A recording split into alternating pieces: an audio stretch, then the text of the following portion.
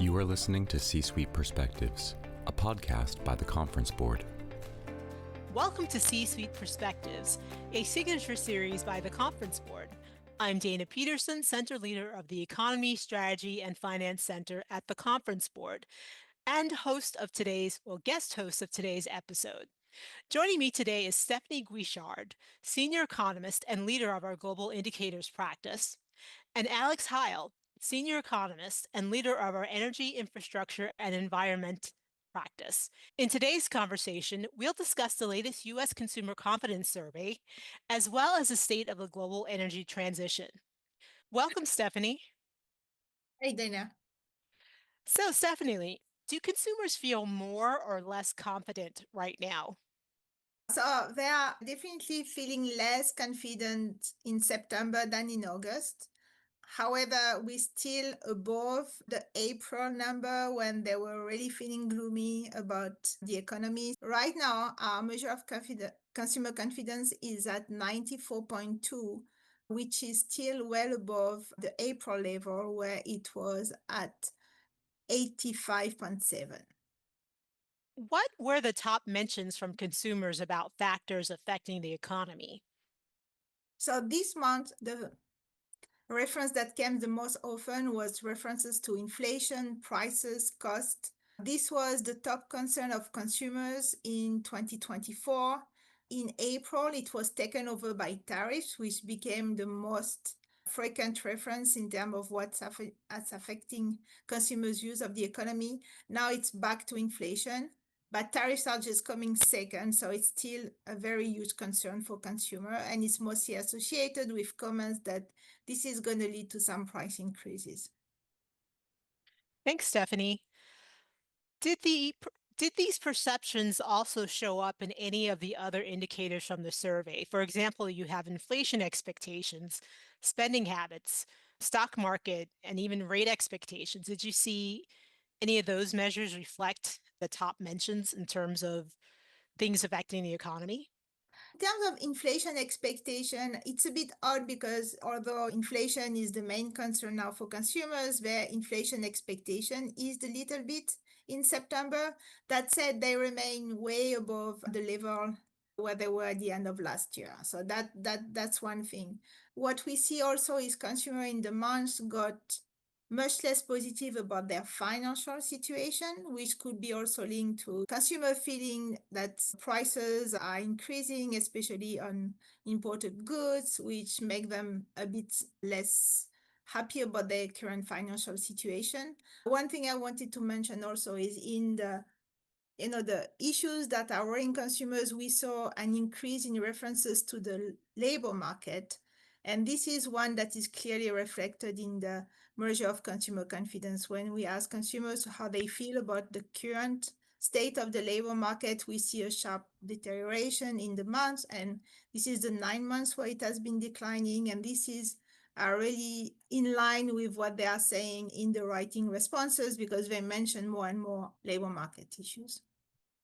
Thank you. So given greater mentions or increased mentions of labor market conditions, have recession expectations over the next year changed? Not really. So they are quite stable. But what we saw, and which is a bit surprising, we saw an increase in the share of consumers thinking that the economy is already in recession, which is a bit odd given the current economic situation, but it really reflects that some consumers are not happy with the present economic situation.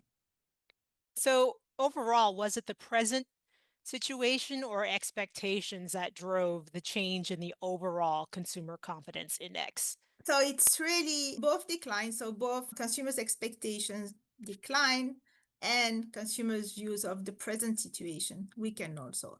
However, the one that declined the most is consumer views about the present. Okay, what within the present situation index, because I know that there are two different measures, which one had the greatest impact on the present situation? So they both had a similar impact. So that's one thing. And the two measures that go into the present situation index, how consumer view the current business conditions and how consumer view the labor market conditions. On the business condition, it's been going up and down in the past few months. So there is no clear trend on that one. We saw a deterioration this month after some improvement in the past few months. There is no clear direction on this one. It's hovering around the same level. However, if you look at the labor market conditions, which measures it's a differential between consumers thinking that jobs are plentiful versus the share of consumers thinking that jobs are hard to get. So we still have a positive number, which means we still have more consumers thinking that jobs are plentiful than consumers thinking that jobs are hard to get. However, the gap has been declining steadily since the beginning of the year. So that's a clear trend, and it reflects what we see on the job openings. We know that there are fewer job openings, and this is clearly reflected in how consumers feel about the labor market. Thank you. And yes, absolutely. We've seen fewer job openings and few payroll gains, but there hasn't been much firing. So that's at least good news that those who are able to keep, who are working are still, there's still demand for that labor. So let's move on to the expectations gauge. What showed changes in the month? You have three components in the expectation gauge: future business condition, future labor market condition, and future income. So the first two, future business condition and future labor market condition, weakened a little bit in the month. However, future income improved. And to me, that's a sign that the economy is still quite robust. If consumers are expecting their income to increase in the next 12 months, it means that despite the concern about the labor market in general, they are not very worried about losing their jobs, which kind of it's in line with what you mentioned earlier, Dana, is that there are not so much layoff currently in the economy. So people who have a job, they are not especially concerned about losing their job and their future income, which is supporting the expectation component right now. That's great. Just given the fact that consumers are not incredibly worried about having a job in the future and also think that their incomes are going to continue to grow positively. How does this reflect on what consumers say about the present situation and the future of their finances? So it's very interesting this month because we really saw a decline in consumers' views about their current financial situation. And in fact, this was the sharpest decline since we started to ask the question in the summer of 2022. So consumers are expressing concern about their financial situation right now. Not really concern, is still in positive territory, but they are much less happy than they were in August or earlier this year. However, concerning the future, consumers are still quite optimistic about their future financial situation. So it's a mix. Not so happy about the present, but hopeful about the future. I think they also look at what's happening on the stock market. They still think that stock prices are going to continue to increase, which is supporting their financial situation in the future. Thank you. So, moving on to spending, what trends are you seeing regarding consumers' willingness to purchase big ticket items that might be subject to tariffs? So it's all over the place in recent months regarding big ticket items like appliances. We see some up and down. It depends on the different types of appliances. So it's not very clear that the tariffs is really affecting consumers' views, or maybe the fact that it's moving up and down. So some months they say, okay, I'm going to buy a fridge. Then the next month they say, no, I'm not going to buy a fridge, but I'm going to buy a dishwasher. It may be that they are just keeping their eyes on promotions. We know they are very concerned about inflation. They are concerned about higher prices. So they are becoming very opportunistic, and they are looking at when and where to buy depending on promotion discounts. That would go well with this kind of story that there is no clear pattern on this one. On electronics, we saw some improvement in recent months, so they still seem to be willing to buy electronic goods. What I thought was interesting is that the housing plan, home purchasing plans seem to be improving. Is that correct? And why do you think so? Yeah, so it's really improved, and especially in September, it may be associated with consumers seeing a bit of decline in terms of mortgage rates following the expectations. They saw that the Fed was going to cut rates, so there were expectations at the beginning of the month that the Fed was going to cut rates and that this would translate into potentially lower mortgage rates. They seem clearly more interested right now in buying homes. Okay, that could be great for the housing market, especially for loosening up the existing home market, which is dependent upon lower mortgage rates before people will give up their existing low mortgage rate for something else, for something higher. So just two more questions. Looking at services, are consumers buying fewer services or more? And whatever they're buying, are you seeing a change in the mix versus discretionary versus necessary? So in August, we clearly saw a shift to necessary services purchases. So there was a slowdown in everything that was discretionary, like traveling, going to attraction parks, entertainment. This really declined over the summer. In September, it's more like there is a decline across the board in terms of spending intentions for services. But it's also, again, really affecting dining out and also travel. So there is clearly a decline in consumers' willingness to go to hotels, buy travel for personal reasons. And this also shows up in our vacation question, where we've seen for a few months now a decline in consumers' intentions to go on vacation, whether in the US, but mostly also abroad. So overall, what are consumers signaling about spending as we approach the holiday season? So I think they are saying that prices remain the main thing they are looking at. So they're going to be very selective in their purchases. They're going to be looking for promotions. They are going to be careful. However, I just want to give a heads up. We are in October, we're going to run again our special question on how much consumers are planning to spend for the holiday seasons and which type of products. So I think at that time we'll get more insights about whether they're going to be spending a lot for the holiday season. Thanks so much, Stephanie. That was fantastic. We're going to take a short break and be right back with more of our conversation, this time with Alex. What does the future of work mean for your employees? How will your company navigate the future of AI? Will there be a global recession? At the Conference Board, our experts translate the latest research and economic analysis into insights and real-time problem solving for your organization. Membership at the Conference Board provides your team with an assortment of knowledge from economics, marketing and communications, governance and sustainability, public policy, and human capital. As a member, you'll have access to our center experts, member-exclusive events, data and benchmarking tools, and peer sharing that will help you understand the present and shape the future. Consider becoming a Conference Board member today by visiting www.conference-board.org. Welcome back to C-Suite Perspectives. Again, I'm Dana Peterson, Center Leader of the Economy, Strategy, and Finance Center at the Conference Board. Welcome, Alex. Hello, Dana.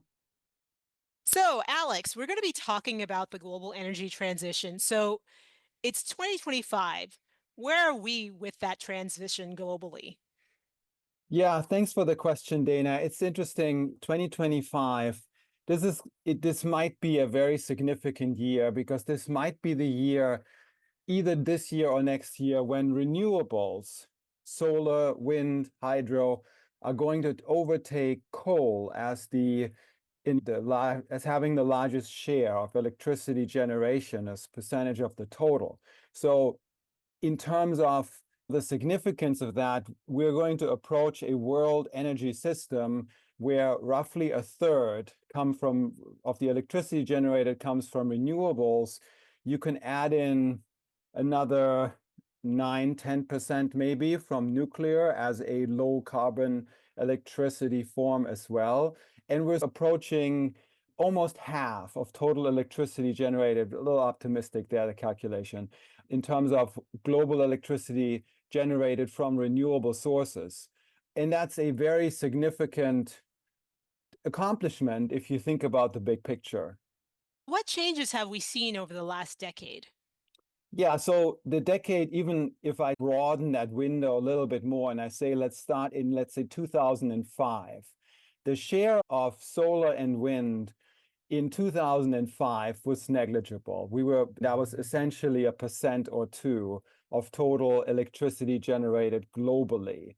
So over the last 20 years, we have seen rapid rise in the share of both of those energy types. And what has in part, or maybe predominantly, been the reason for this is the dramatic decline in cost.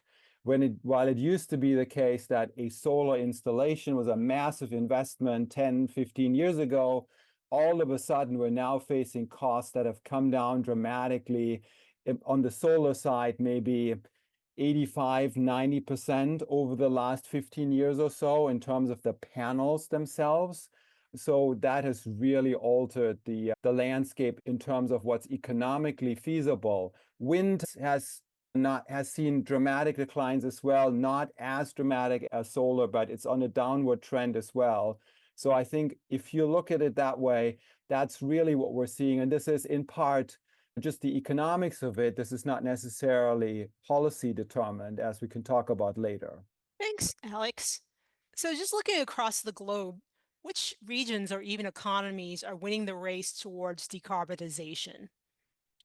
Yeah, that's an interesting question. I think most of the decarbonization has taken place certainly in the power sector. And there, I think you can find some countries where the carbon intensity of the power system has dramatically declined. The United Kingdom is one of them. They shut down their last coal-fired power plant. I think it was last year. They're running now mostly on renewables on favorable days and importing some nuclear energy from France. So there's the whole system there has certainly moved towards decarbonization. But if you also look at the big countries in the world and the big blocks of economic activity, you can't go around mentioning China as one of the places on this planet where the push into renewables has been really supercharged, for lack of a better term. And there's been lots of investment. The share of coal, the amount of electricity generated from coal, has also been increasing, or at least not declining as much as one would have wanted. But the renewable share is dramatically going up. We're seeing some of that as well as in the European Union. And even in the US, where we're at slightly north of 20% from renewables, even that has been a strong trend. But going forward, that might look different. So, you mentioned going forward. So, over the next 10 years, what are the most meaningful changes you anticipate that will affect the transition? I think over the next 10 years, there's going to be a lot of changes in the energy sector, I would think. I think that solar and wind are going to drop further in cost. But I think if I just pick on two interesting trends, one is the investment in storage, because of the intermittency of solar and wind, investment in storage is becoming more and more important. And you can see that already in regional markets. Let's say take California, where large amounts of money have been invested in storage and batteries. They might be limited to 4-hour storage duration, but they really allow for the grid to be fed with electricity that is generated during the sunny daytime and then used in the sort of shoulder period in the evening and at night when households and businesses still require electricity. So I think that globally we will see much more investment in storage, and that will become a critical component of this energy transition. And then I think if we're looking at some other countries, what we also might see is that some countries, they will leapfrog in development. You can see that already in some parts of the country, in some parts of the world. Take Pakistan, or there's other examples like that, where they have initially grappled with unreliable electricity grids and then made the decision to heavily invest directly in solar. So they didn't necessarily have to take the natural progression that we've seen in a lot of developed economies, where we went into a system that is mainly fed by fossil fuel systems, fossil fuel generation, but they've directly jumped into solar. So I think it's interesting to note, because of the cost advantages, if more countries, especially in the developing world, there's lots of capacity that could be filled in Africa, for instance, directly by solar as the low-cost producer, that certainly from an economic perspective would make a lot of sense. Yes, it does make a lot of sense, but we've noticed that there has been a reduction in government and policy support throughout the world. How is this going to affect the progress on greening? Yeah, I think that's the critical question, and most analysts are holding their breath now in the second half of 2025 and then into 2026, just trying to assess if the trajectory of the adoption of solar and wind is going to continue. And ultimately, this is going to be the fine balance between a government support on the one hand, which has been cut back in many parts of the world, including the United States, and continued cost declines. The industry analysts, they look at this and say some of the tax advantageous treatment of, let's say, solar in the United States, this is not going to put us back 10 years or so, but it's going to put us back 3 or 4 years in terms of the cost curve that we're climbing down. So it's going to take away some of the advantage, but considering how much of a head start now solar actually has, and it's the lowest cost generation alternative in most parts of the world, my hope would be that trend is going to continue, but it will really be that balance, especially when it comes to either individual households or the individual businesses that make decisions for them economically. If it makes sense to invest in their own distributed solar facilities, and solar panels on the roof is what I'm talking about. That's encouraging. There's still all these other challenges. So, how should businesses navigate these challenges going forward, and how should they plan? Yeah, I think there's going to be a lot of factors that come together for businesses. On the one hand, and we've written a lot about this, there's going to be increasing demand for electricity in the US as well as globally, in large part driven by the pickup in demand for data centers, AI, cryptocurrency, and the like. And while that is still a relatively small share of the total, the investments that are currently being made by some of the big tech firms, they are humongous. And as a result of that, we will see a real pickup in electricity demand going forward. Now, at the same time, what we haven't seen, unfortunately, is a matching investment volume in the grid infrastructure, not just in the US, but in other parts of the world as well. So the grids basically have been underinvested. And as a result of that, from a business perspective, you will probably have to deal with greater uncertainty, greater volatility in prices, also outages, any kind of fluctuations in service. So I think there is an incentive, there's sort of a point for businesses at some stage here to also think about their own supplies. Does it make sense for them to have a distributed solar facilities on their roof, on their warehouse, on their office park, whatever it might be, and match that with storage at the same time, which is now also affordable, which is in a sense going to make you independent of some of these grid problems that invariably we're going to run into. So I think businesses, they can, if assessing the situation correctly, they can really think about this as an opportunity to take advantage of some of the falling cost and the greater affordability when it comes to the infrastructure itself, to make themselves not fully independent, but certainly create greater resilience. And I think if we're thinking about the next 5 years, one of the big words that analysts are going to be talking about is going to be resilience of the electricity system. Wow, that's a great conversation, Alex. We've come to the end of our discussion. Thank you so much, Stephanie and Alex, for joining me. You're welcome, Dana. Thanks for having me.